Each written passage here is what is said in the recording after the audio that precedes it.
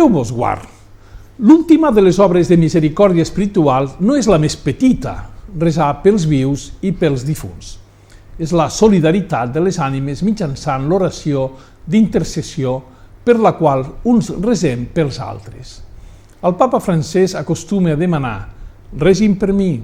No és una frase feta, sinó una necessitat que té de ser acompanyada espiritualment pel poble cristià.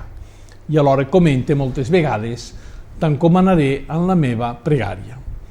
Aquesta donació, a vegades intercanvi, troba la base en el fet que formen part de manera inefable d'aquest cos de Crist que és l'Església, en què no regeix la llei del campi qui pugui, sinó la llei de l'amor.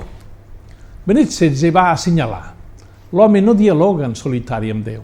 El diàleg cristià passa precisament pels homes, es dona en el cos de Crist.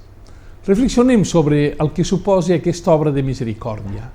La caritat amb el proïsme, que és el gran manament que la nova llei equipara al primer, d'estimar Déu sobre totes les coses, no s'esgota a donar menjar o roba usada o diners al necessitat. Té també una altra forma de solidaritat encara més elevada, pregar a Déu pels altres. Aquestes oracions no van destinades, com podria semblar, a estovar el cor de Déu, com si el seu amor necessités el nostre concurs per a ser operatiu, sinó que en primer lloc eixamplen el nostre propi cor, lliurant-lo de les tentacions d'egoisme, però són a més expressió d'amor cap a les altres persones. Quin millor regal podem fer-los que tenir-los en el nostre ment i fer nostres les seves preocupacions i necessitats?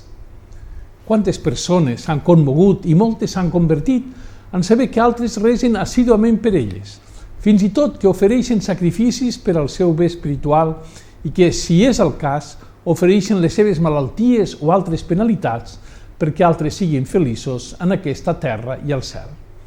L'oració podem oferir-la també pels difunts. L'amor és més fort que la mort i la barrera del sepulcre no interromp la comunió dels sants. Quin consols ofereix aquesta creença basada en paraules de Jesucrist mateix?